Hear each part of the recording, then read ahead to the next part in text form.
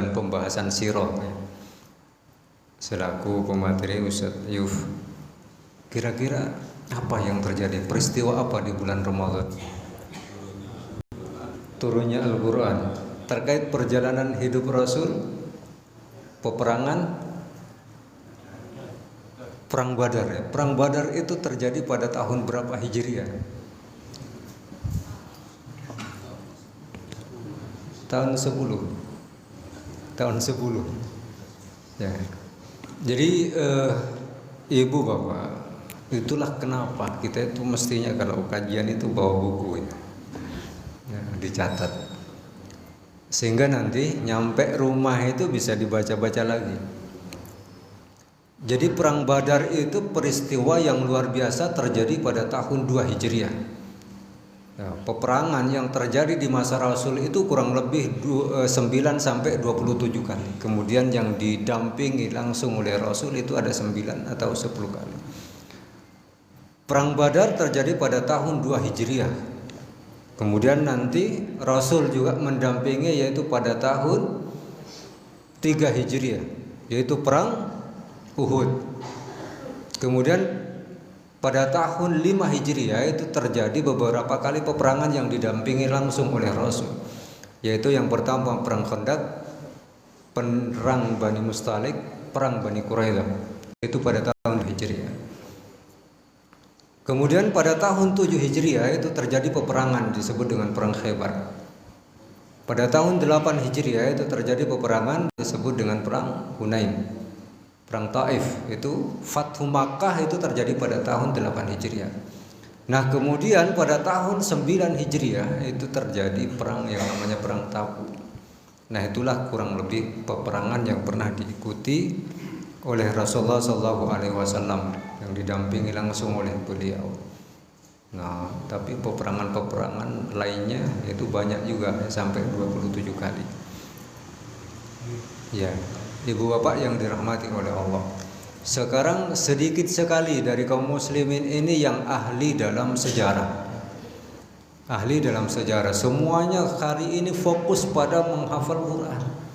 Nah ini nanti materi kita akan menjelaskan terkait itu. Sedikit sekali majelis-majelis yang fokus tentang tafsir Quran. Sedikit sekali majelis-majelis yang fokus pada sirah nabawiyah. Nah padahal berapa puluh persen isi Quran itu adalah membahas tentang sirah. Maka khusus ada namanya Al-Qasas, itu tentang kisah-kisah, baik itu perjalanan Nabi. Al-Anbiya itu banyak juga menceritakan tentang kehidupan para Nabi.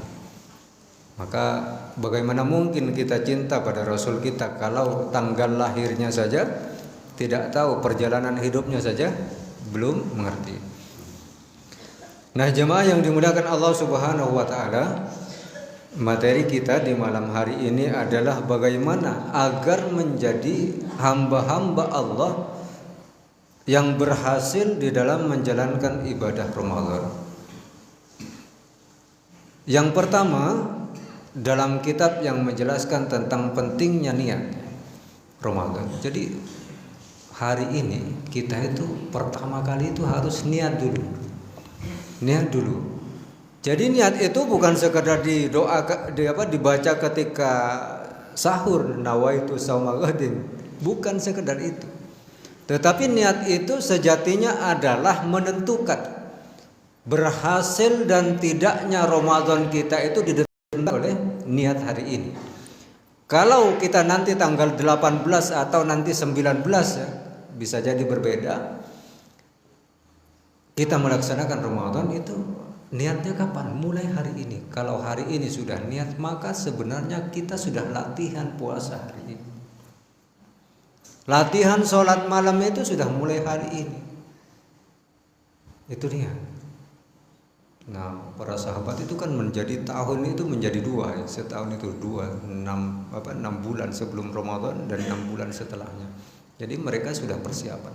Tidak ada generasi yang paling baik di dalam menentukan persiapan Ramadan melebihi daripada para sahabat. Mereka 6 bulan sebelum Ramadan sudah berbondong-bondong mendekat pada Quran.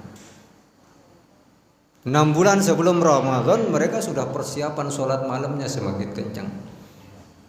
Jadi sebelum Ramadan 6 bulan. Itu yang pertama, niat kita harus lurus menyambut Ramadan, harus benar dulu. Inilah nanti yang menentukan Ramadan kita, yang menentukan tarawih kita itu bertahan di awal atau bertahan sampai akhir. Inilah niat ini. Kalau Ramadan kita itu hanya niatnya rutinitas saja, maka itu nanti hanya mampu bertahan sampai 10 awal. Tetapi kalau wa idza saluhat, apabila niat kita sudah benar, insya Allah bertahan sampai akhir Ramadan. Jadi niat. Nah, kemudian yang kedua, apa yang perlu kita siapkan sebelum Ramadan? Yang kedua itu adalah perbanyak istighfar dan memohon ampun kepada Allah. Karena sekali-kali kita tidak akan pernah mampu menikmati nikmatnya ibadah, lezatnya tarawih dan nikmatnya baca Quran itu kalau di dalam hati kita, dalam jiwa kita masih bercokol kemaksiatan kepada Allah. Maka bersihkan hari ini. Bersihkan hari ini, jangan nanti pas Ramadan saja, kelamaan. Hari ini. Kita tidak akan pernah merasakan nikmatnya buka puasa itu sendiri dan sahur itu sendiri kalau dalam hati kita masih ada bintik-bintik penyakit hati. Ada masalah dengan tetangga, dengan teman, bereskan hari ini.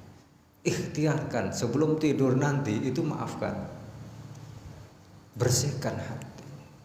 Jangan sampai nanti masuk Ramadan kemudian hati kita masih ada gumpalan dosa yang tersimpan, sehingga itu nanti mengganggu kemaksiatan kepada Allah Subhanahu wa taala. Jadi istighfar dulu, perbanyak taubat kepada Allah. Kita ini Bapak Ibu yang dirahmati oleh Allah, tidak ada satu makhluk pun di antara kita ini yang terbebas dari yang namanya salah, dosa. Maka bahasa Quran kata taubat itu disebut puluhan kali. Kenapa? Karena Allah tahu kita ini sudah banyak dosa. Maka Allah menyediakan pintu itu. Itu yang kedua. Jadi yang pertama adalah niat, yang kedua taubat kepada Allah Subhanahu wa taala. Dan yang ketiga ini yang akan kita bahas ya. Ibu bapak yang dirahmati oleh Allah Subhanahu wa taala, agar kita berhasil dalam menjalani Ramadan itu kita harus punya target. Target apa? Perbaikan sholat kita. Dan yang paling penting adalah target tilawah kita. Target memperbaiki bacaan Quran kita. Kita harus rubah yang biasanya kita itu bikin target sebulan khatam. Itu harus kita rubah. Kadang kita kan dalil kita itu Imam Syafi'i yang menghatamkan 60 kali, itu dalil kita. Sedangkan kita siapa dibanding Imam Syafi'i? Jadi Imam Syafi'i bisa khatam puluhan kali dalam sebulan itu karena di kepalanya Quran itu sudah di luar kepala. Sedangkan kita Quran itu kan gak masuk-masuk ke kepala kita. Nah, maka target kita dengan Imam Syafi'i itu berbeda. Tapi ini jangan merubah semangat bapak-bapak, ibu-ibu untuk khatam ya. Yang punya target khatam silakan khatam. Tetapi hari ini mari kita belajar yang namanya tadabbur. Jadi Quran itu kan bukan hanya mukjizat lahir, tetapi Quran itu adalah mukjizat batin. Mukjizat lahirnya Quran itu adalah yang berupa Quran itu lafaz-lafaznya terlihat, huruf-hurufnya terlihat, terdiri dari 30 juz 114 surat. Kemudian 1,27 huruf menurut sebagian ulama. Dan itu adalah Quran secara lahir. Tapi Quran secara batin itu adalah Quran yang menggerakkan hati kita untuk dekat kepada Allah. Nah, selama ini mampukah Quran itu menggerakkan hati kita untuk dekat kepada Allah? Karena kitabun anzalna mubarakun yadabbaru. Quran itu penuh keberkahan untuk ditadabburi, kemudian dia lihat tadakkaru untuk dipelajari.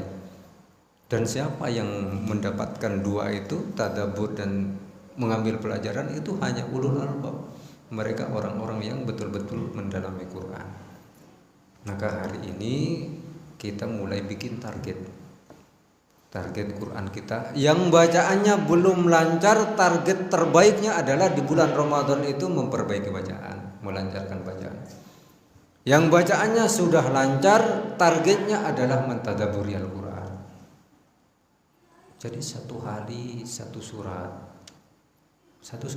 juz 30 saja, nggak perlu terlalu banyak target. Jadi ini bagi yang lancar-lancar, bapak-bapak, sudah saatnya kita itu mentadaburi Al-Quran.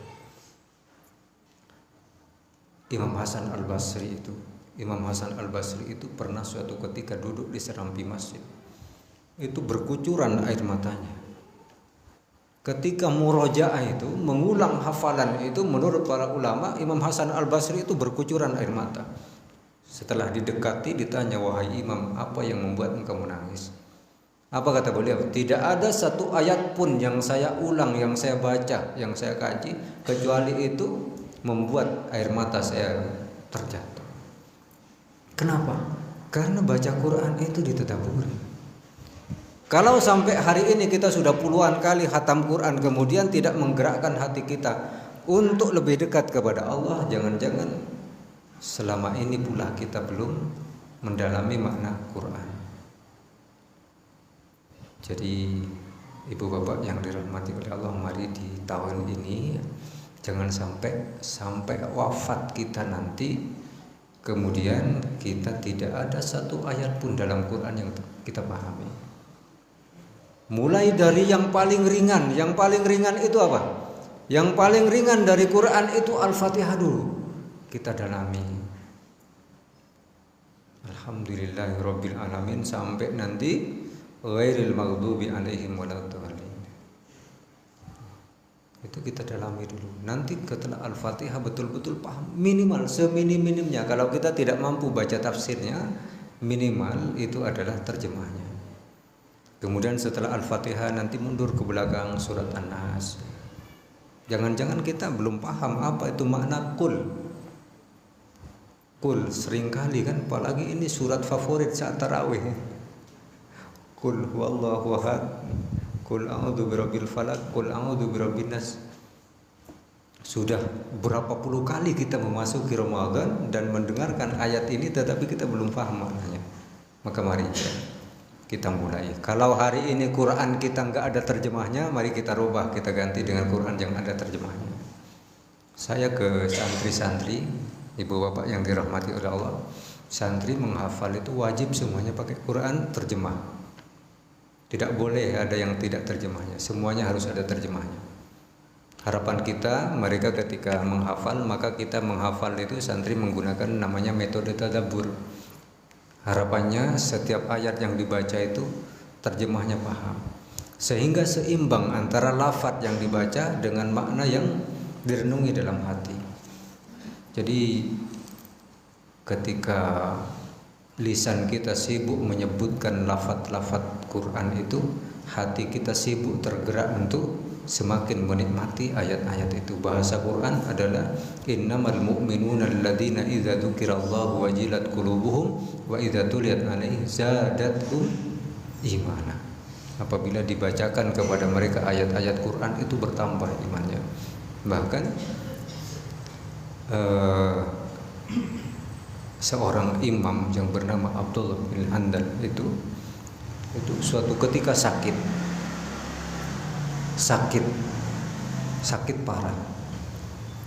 Kemudian beliau mendengarkan orang yang membaca Quran yang menjelaskan tentang fi jahannam mamihad,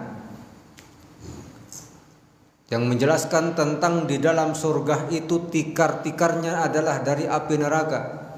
Kemudian atapnya adalah, selimutnya adalah api neraka. Terperanjat, langsung sehat. Jadi para ulama terdahulu itu ketika baca Quran itu merinding. Nah, hari ini, malam ini nanti baca Quran, besok kita cek bacaan kita sudah seberapa banyak surat yang kita pahami artinya. Karena Quran itu bukan hanya harfan, bukan hanya huruf, bukan hanya lafdan, lafad, bukan hanya itu. Tetapi Quran itu adalah fahman, juga pemahaman, kemudian wa amalan dan pengamalan. Ibu bapak yang dirahmati oleh Allah Subhanahu wa taala. Ini dalam buku ini banyak sekali sebenarnya. Ini saya kaji kitab tadabbur ini di majelis di Purwantoro sana. Nah, ini karena saya di sini ngisinya sesekali, maka cukup tanda-tanda tanda-tanda tadabbur. Nah, di sini dijelaskan. Tadabbur itu artinya merenungi, menghayati, mendalami. Nah, yang pertama ada 7 tanda tadabbur Al-Quran. Yang pertama, bersatunya hati dan pikiran saat membaca. Nah, ketika kita mendengar orang yang baca Quran, ayat itu menjelaskan tentang neraka misalnya, itu tergerak hati kita kalau kita paham artinya. Maka para ulama terdahulu itu punya resep mendalami satu surat. Bahkan ada ulama yang fokus mengkaji surat Al-Qiyamah. Kenapa? Itu ternyata menjadi tes iman. Jadi kalau Al-Qiyamah ini tidak menggerakkan hati kita untuk dekat kepada Allah, berarti iman kita sedang turun. Maka kita di antara kita harus ada satu surat pilihan kita yang mampu memberatkan hati kita. Masa iya ada 30 juz itu tidak ada satu surat pun yang favorit dalam diri kita. Semua Quran itu favorit, tetapi harus ada satu surat, satu ayat yang menjadikan inspirasi kehidupan kita. Nah, yang pertama adalah bersatunya hati dan pikiran saat membaca. Kalau kita baca Quran, lisan kita baca dengan cepat, kemudian kok hati kita tidak terikut, bahkan tidak merasakan apa-apa, itu artinya kita belum mentadabburi Quran. Itu yang pertama. Kemudian yang kedua adalah menangis karena takut kepada Allah. Ada ulama itu ketika menceritakan ayat-ayat tentang surga itu senyum. Ada yang ketika mendengar ayat tentang neraka itu menangis. Bahkan ada juga yang ulama setiap baca Quran itu menangis. Kenapa? Ketika dia sampai pada ayat yang menceritakan tentang surga, ia khawatir betul, jangan-jangan saya bukan penghuni surga. Dan ketika sampai pada ayat yang menceritakan tentang neraka, ia menangis karena khawatir, jangan-jangan saya adalah penghuni neraka. Itu menangis. Bahkan di antara dalam kitab Minhajul Muslim yang ditulis oleh Syekh Abu Bakar Al-Jazairi itu, di antara tanda-tanda, di antara adab membaca Quran itu adalah yatabaka. Itu seakan-akan menangis. Kalau tidak menangislah. Jika tidak mampu maka seakan-akan menangislah. Jadi sebenarnya ibu bapak yang dirahmati oleh Allah, kalau kita mendalami betul apa yang ada dalam Quran, itu tidak ada, kata Sayyid Qutb, tidak ada kenikmatan yang bisa dirasakan kecuali oleh orang-orang yang membacanya. Jadi nikmatnya baca Quran itu luar biasa. Maka nanti ada Quran itu ada Cordova itu. Alhamdulillah saya sudah 15 tahun tidak ganti Quran. Itu Quran yang saya pakai itu ada blog percerita, ini membahas tentang iman, itu satu blog Quran itu 2015 itu saya beli tentang iman. Kalau sekarang kan ada yang misalnya blog-blog jadi 5 blog. Kalau itu untuk hafalan biasanya. Itu Quran hafalan yang biasanya dipakai oleh anak-anak yang tipe visual karena senang Quran yang warna-warni. Nah, termasuk menghafal, kalau kita mulai menghafal Quran itu tidak tidak asal Quran. Kita itu harus cek dulu kita ini tipenya apa, kinestetik, auditori atau visual. Maka saya termasuk tadi itu muter-muter cari permintaan santri yang tipenya itu adalah visual. Jadi harus cari Quran yang warna-warni 8 blok kemudian nanti maknanya potong-potong gitu per kata itu yang memudahkan mereka. Karena Qur'annya sudah 1-2 juz itu sudah rusak, sehingga harus ganti Qur'an. Nah, kalau kita yang usia 40 tahun gini ya Quran yang cocok kayaknya kok nggak ada ya, semuanya nggak cocok Ustaz. Ya karena kurang semangat saja. Saya punya teman usianya 64 tahun itu alhamdulillah sudah 13 juz hafalannya. Itu menghafalnya udah 7 tahun yang lalu. Ketika saya mengajar tahsin, beliau itu imam kemudian saya agak kencengnya sedikit, Pak, Bapak itu kalau ngimami itu kalau hafalannya nggak banyak nanti gimana kalau ngimami tarawih.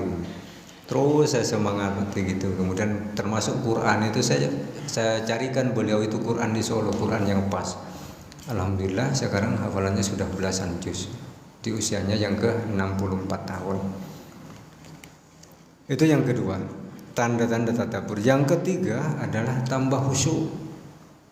Baca Quran itu tambah khusyuk.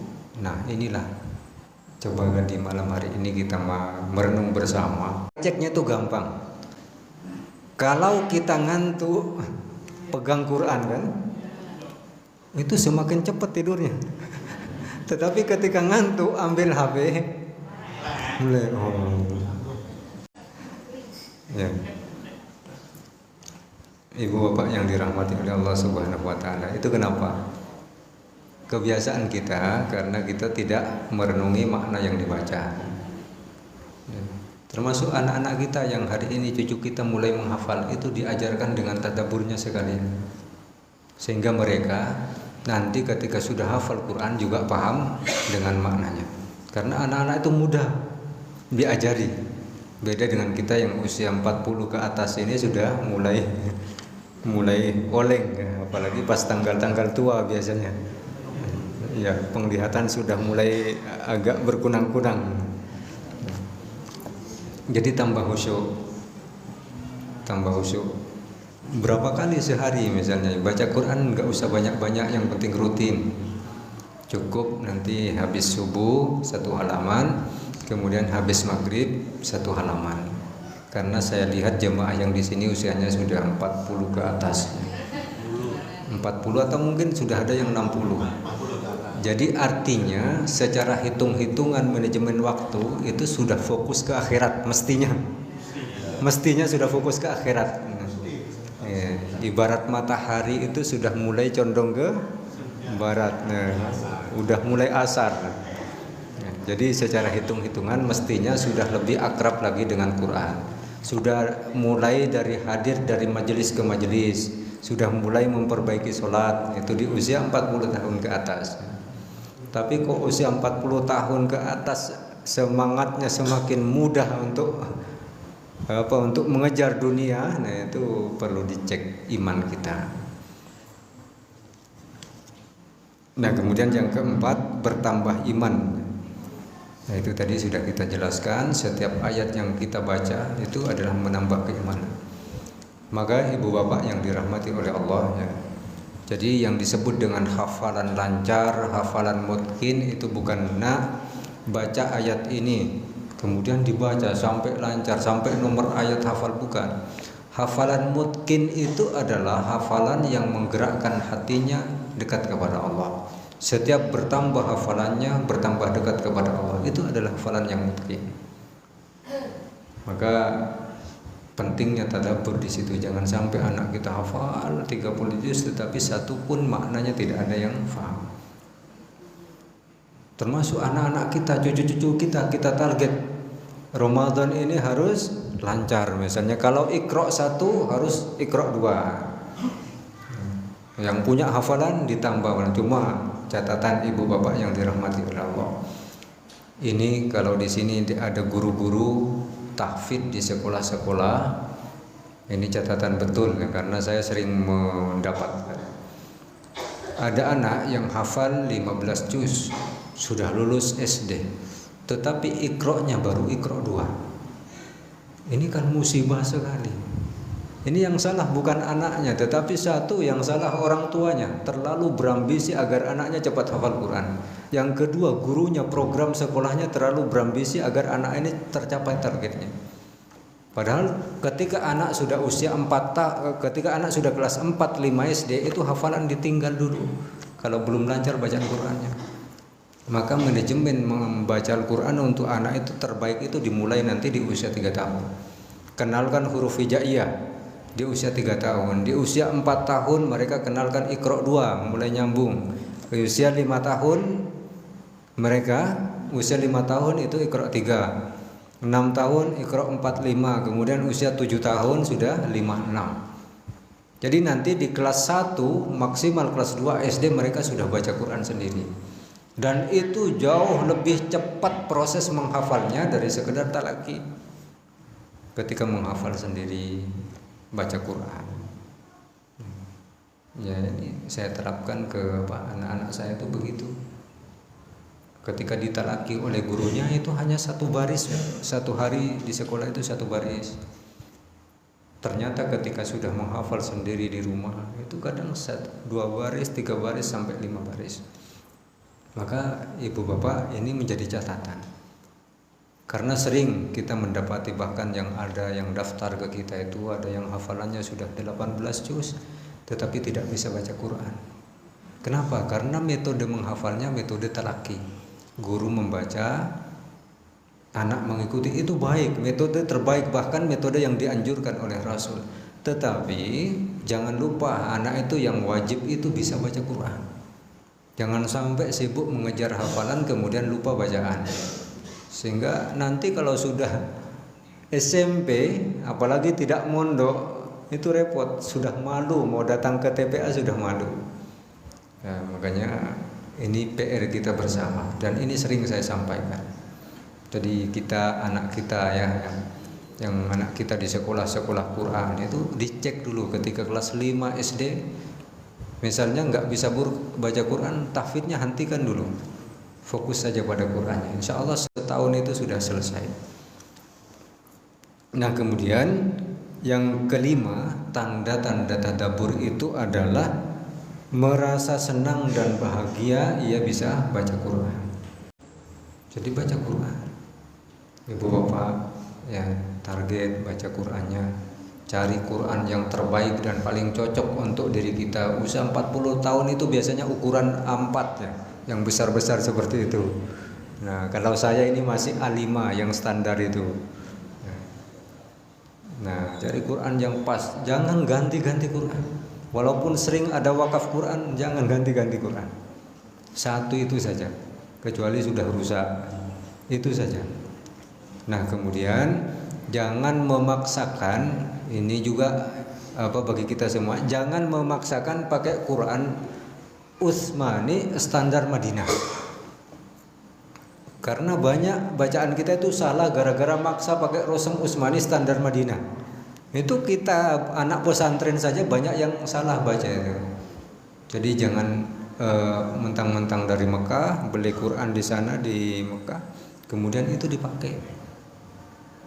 Kalau kita belum pernah belajar Rosem Utsmani standar Madinah itu banyak yang salah nanti. Karena banyak huruf yang tidak ada harkatnya. Nanti hamzanya itu hamzah wasalnya itu beda dengan standar Kemenak. Rosem Utsmani standar Indonesia itu beda. Kita pakai yang lokal saja. Kecuali bagi mereka yang sudah belajar, tidak apa-apa. Nah, kemudian yang keenam, tanda-tanda tadabbur adalah merinding karena takut kepada Allah, lalu dirinya dikuasai oleh perasaan berharap dan tenang. Ya, maksudnya adalah kita paham alur cerita ayat yang kita baca itu paham. Kita menikmati. Karena Quran itu ibarat hidangan. Dan bisa dinikmati hanya oleh orang-orang yang hatinya sehat. Sama dengan sholat. Sholat itu hanya bisa dinikmati oleh orang-orang yang hatinya sehat. Orang yang hatinya sehat ketika mendengarkan azan, Allahu Akbar, Allahu Akbar, Langsung itu, oh itu panggilan Allah, tanpa pikir, tanpa ragu. Sami'na wa ata'na, lari langsung ke tempat wudu itu. Tapi orang yang hatinya sakit, Allahu Akbar, Allahu Akbar. Itu ada nisa yang ini. Ini biasanya irama nahwan itu ada nisa biasanya. Yang tadi adzan maghrib irama ros. Itu adzan isya itu ketika dengar adzan itu nanti sajalah. Nanti sajalah, masih lama ini kayak baru murotal ini 10 menit lagi biasanya.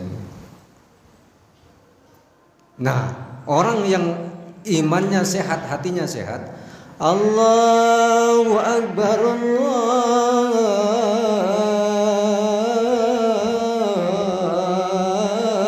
Akbar.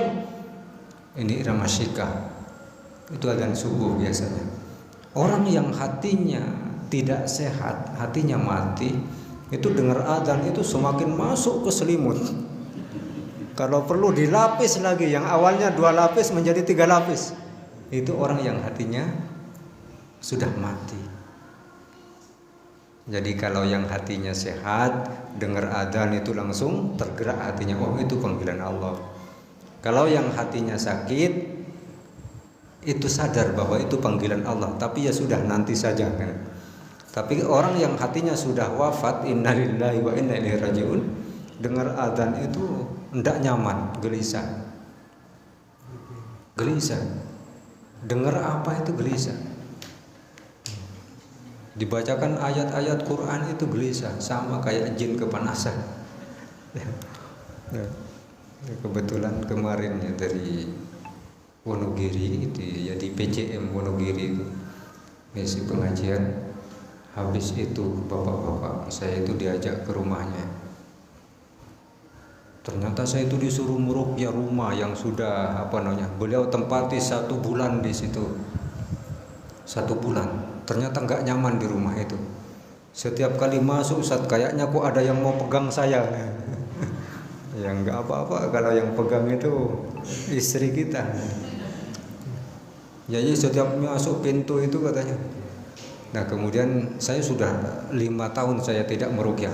Cuma karena sudah terlanjur sampai ke tempat itu, ini nolak gimana, ini sudah sampai sini, sudah diajak sarapan juga tadi. Masa nolak permintaannya. Akhirnya ya diruqyah lah. Bapak Ibu, apa yang terjadi setelah itu? Masya Allah, kayak teriakan babi itu meloncat di depan pintu itu. Bahkan di pintu tengah itu ada telur meledak. Dan ternyata rumah itu adalah, saya telusuri ke bapak itu rumah memang dijual. Sebelumnya ditempati oleh seorang dukun. Oleh seorang dukun yang setiap pintu masuk itu ada ditanami kayak buhul gitu. Ya, itu. Ya banyak, itu saya suruh gali. Mungkin sekitar 13-an itu. Ya padahal saya jadwalnya jam 9 nyampe Ponorogo, itu sampai jam 1. Ya karena tadi berhutang budi sarapan tadi. Ditelepon sama istri, ini kebiasaan kan, ngisi pengajian 1 jam tapi ceritanya ngobrolnya 3 jam. Nah, saya bilang ini darurat ini. Jadi jangankan orang, benda saja ketika dibacakan Quran itu kepanasan jika itu tidak beres. Nah mestinya hati kita ketika dibacakan Quran, masa iya sudah setiap pagi sore kita baca Quran, kok tidak ada 1 ayat pun yang tersimpan dalam hati kita? Ya itu karena kita tidak tadabbur itu. Maka ini saya di Ramadan kali ini mengkampanyekan bagaimana kiranya kita ini paham Al-Quran. Ya seminim-minimnya juz 30, surat-surat pendek itu, surat-surat pendek. Dan kalau ada majelis-majelis tadabbur Quran, silahkan didatangi. Majelis tafsir didatangi. Karena Bapak Ibu yang dirahmati oleh Allah, kalau materi-materi seputar sabar, seputar syukur itu sudah sering kita dengarkan. Tetapi materi-materi yang fokus mendalami Quran, tafsir Quran, sirah nabawiyah itu jarang sekarang. Karena kenapa? Karena banyak mubalik itu yang jalur aman. Kalau membahas syukur, sabar itu kan jalur aman itu. Tetapi bahas Quran, sirah nabawiyah itu memang butuh ahli yang fokus di situ, dan kita juga membutuhkan ilmu itu. Dan yang terakhir, tanda-tanda tadabbur itu adalah bersujud kepada Allah. Bersujud kepada Allah. Jadi menjadikan kita setelah baca Quran itu bersujud kepada Allah Subhanahu wa taala. Jangan sampai semakin rajin baca Quran tetapi semakin jauh dari masjid. Semakin rajin baca Quran kok semakin tidak akrab dengan tetangga. Semakin rajin baca Quran kok semakin banyak ngeluh dalam kehidupan. Semakin rajin baca Quran kok semakin malas datang ke majelis taklim. Kalau perlu kita punya jadwal terpampang di rumah kita. Pekan ini, hari ini ada majelis di mana saja, itu kita ikhtiar dulu. Urusan kita bisa hadir tidak hadir itu urusan kedua. Yang penting bikin jadwal dulu. Misalnya ini pekan ini Selasa malam Rabu di Masjid Ahmad Dahlan. Kemudian nanti di Masjid Nur Iman, ada Masjid Baitul Mukhlisin, ada di Asyifa Rumah Sakit Ponorogo itu Sabtu pagi. Banyak di sana, silakan datang. Ahad pagi di alam Quran. Masa alam Quran tidak disebut ya? Di alam Quran. Sesekali datang ke alam Quran Ahad pagi. Di sana insya Allah disediakan sarapan pagi setiap waktunya, ya, setahun 2 kali. Ibu bapak yang dirahmati oleh Allah, demikian yang bisa saya sampaikan. Yang paling penting di Ramadan ini mari kita sama-sama punya target. Targetnya yang belum lancar mari kita lancarkan, yang belum khatam mari kita khatamkan, yang sudah lancar mari kita tadabburi, mulai beli Quran yang ada terjemahnya. Kemudian yang sudah lancar pemahaman dihafalkan, dan yang paling penting adalah diamalkan. Barangkali sebelum ditutup ada yang ditanyakan?